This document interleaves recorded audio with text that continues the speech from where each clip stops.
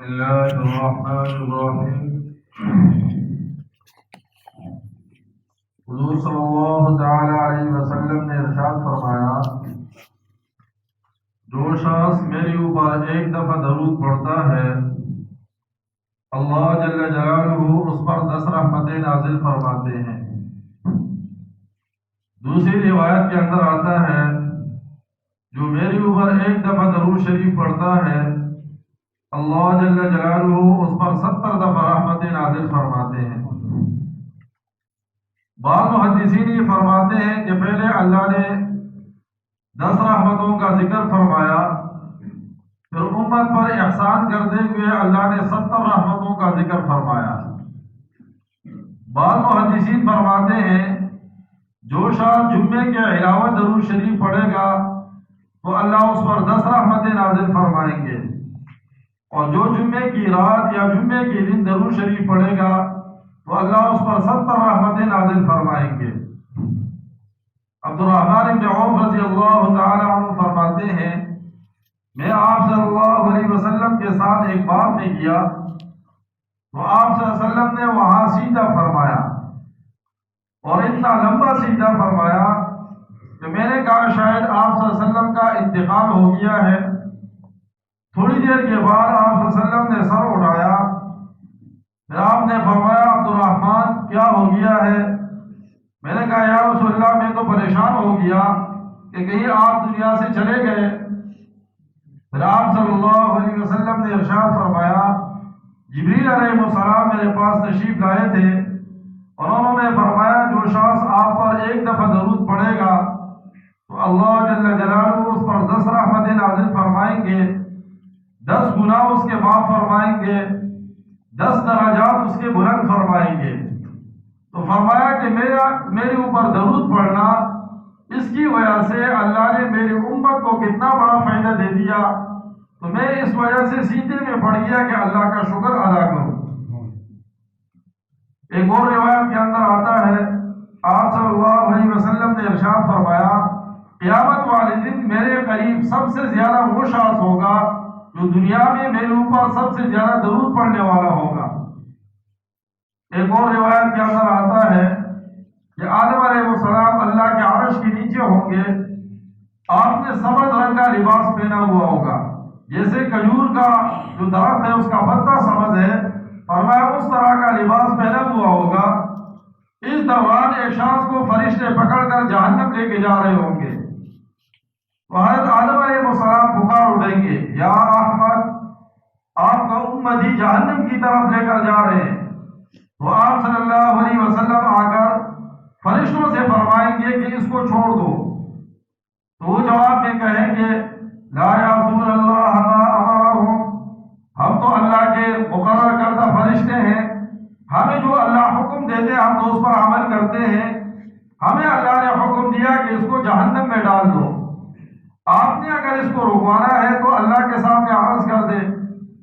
تو آپ صلی اللہ علیہ وسلم اللہ کے سامنے درخواست کریں گے، یا اللہ، اس کی کچھ نیکیاں میرے پاس ہے، اس کے نیک عمل اور برے اعمال کو تولا کیا ہے، لیکن جو نیکیاں میرے پاس ہے اس کو چھوڑ دیا گیا ہے۔ تو آپ صلی اللہ علیہ وسلم کا یہ درخواست اللہ قبول فرمائیں گے اور اس کو روک دیا جائے گا۔ پھر آپ صلی اللہ علیہ وسلم فرمائیں گے کہ اس کے نیک اعمال اور برے اعمال دوبارہ ترازو میں رکھ دیے جائے۔ پھر آپ صلی اللہ علیہ وسلم ایک چھوٹا سا فرضہ نکال کر نیک اعمال کے اندر رکھیں گے، اس کی وجہ سے اس کے نیک اعمال غالب ہو جائیں گے، تو اعلان ہو جائے گا کہ اس شخص کو جنت کے اندر داخل کر دو۔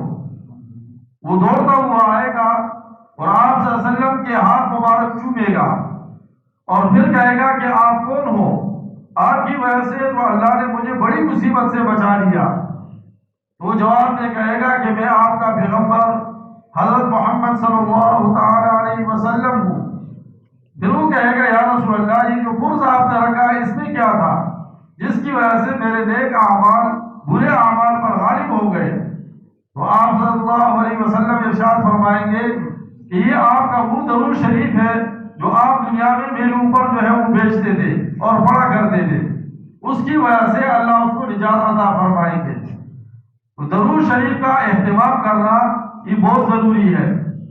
پھر ایک روایت کے اندر آتا ہے آپ صلی اللہ علیہ وسلم نے ارشاد فرمایا جو میری روزی کے اوپر آ کر درود شریف پڑھے گا فرمایا میں بنفس نفیس اس کو سنتا ہوں، اور جو دور سے جو ہے وہ پڑھے گا فرمایا فرشتہ میرے پاس اس کو پہنچاتا ہے، اور پھر وہاں پر اس شخص کا نام لیا جاتا ہے، اس کے والد کا نام لیا جاتا ہے کہ فلاں ابن فلاں نے آپ کے اوپر درود پڑھا ہے۔ یہ کتنا بڑا اعزاز ہے کہ ہمارا نام اور ہمارے والد کا نام آپ صلی اللہ علیہ وسلم کے سامنے پیش کر دیا جائے۔ کتابوں میں آتا ہے، امام غزالی رحمہ اللہ نے لکھا ہے، فرمایا ایک قافلہ جا رہا تھا، قافلے کے اندر ایک شخص بیمار ہوا اور اس کا انتقال ہو گیا۔ اب باقی قافلہ تو آگے نکل گیا، جنگل کے اندر شخص کا انتقال ہوا، اس نے اپنے والد کے اوپر کپڑا ڈالا اور پھر قریب بستی میں گیا اور ان لوگوں سے کہا کہ میرے والد کا انتقال ہو گیا ہے، میں اکیلا ہوں، میرے ساتھ آ کر اس کے کفن دفن کا انتظام کر لو۔ تو گاؤں والوں نے کہا کہ ہم آ رہے ہیں، آپ چلے جاؤ۔ یہ جب واپس آیا اپنے والد کے چہرے سے کپڑا اٹھایا، دیکھا کہ اس کی شکل وہ گدھے کی بنی ہے۔ یہ انتہائی پریشان ہوا کہ آپ لوگ آ کر اس کو کفن دیں گے، اس کو غسل دے کر اس کو قبر میں اتاریں گے، یہ تو میرے لیے بہت بڑی رسوائی ہے کہ میرے والد کی شکل وہ گدھے کی بن گئی ہے۔ اس دوران یہ سوچ کر یہ بے ہوش ہو گیا۔ اس دوران یہ خواب دیکھتا ہے کہ آپ صلی اللہ علیہ وسلم تشریف لائے اور انہوں نے اس کے والد کے چہرے سے کپڑا اٹھایا اور اس کے چہرے کے اوپر ہاتھ پھیرا۔ تو یہ اس میں دیکھتا ہے کہ میرا والد پہلے سے زیادہ خوبصورت ہو گیا ہے اور تندرست بھی ہو گیا ہے۔ یہ پوچھتا ہے آپ صلی اللہ علیہ وسلم سے، یا رسول اللہ آپ کیسے تشریف لے آئے؟ وہ آپ صلی اللہ علیہ وسلم نے ارشاد فرمایا کہ یہ آپ کا والد یہ روزانہ میرے اوپر درود پڑھتا تھا اور فرشتہ وہ درود مجھ تک پہنچاتا تھا۔ آج اس کا درود شریف میرے پاس پیش نہیں ہوا تو میں نے فرشتے سے پوچھا کہ اس شخص کا درود شریف جو ہے میرے اوپر پیش نہیں ہوا اس کا کیا ہوا؟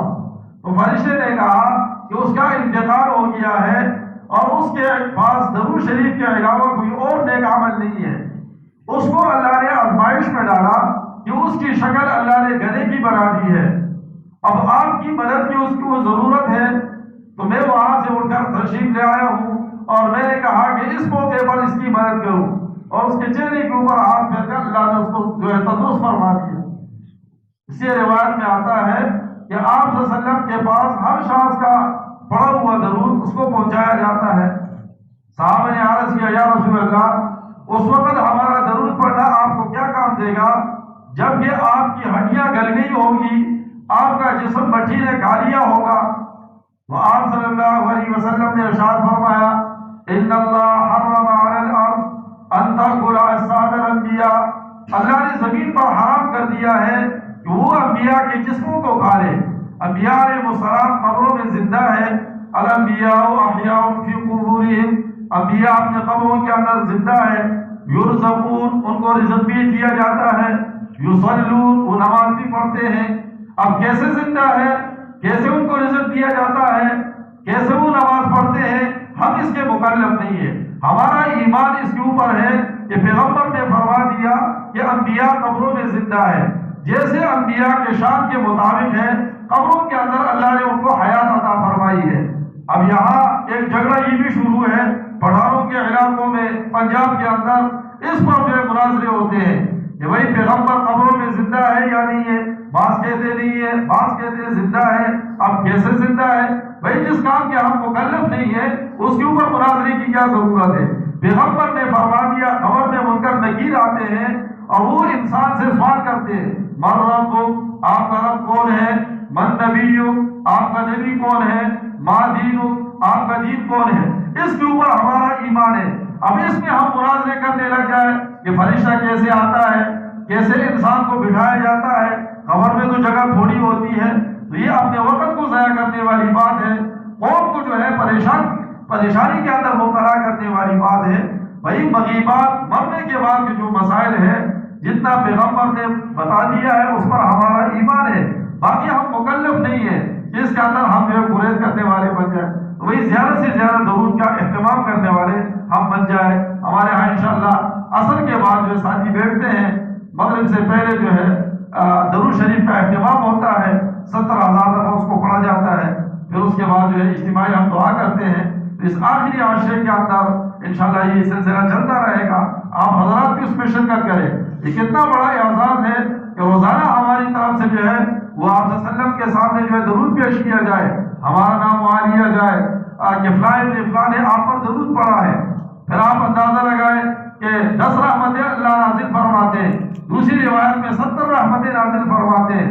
پھر رمضان مبارک میں ہر عمل وہ 70 کے ساتھ اس کو ضرب دیا جاتا ہے.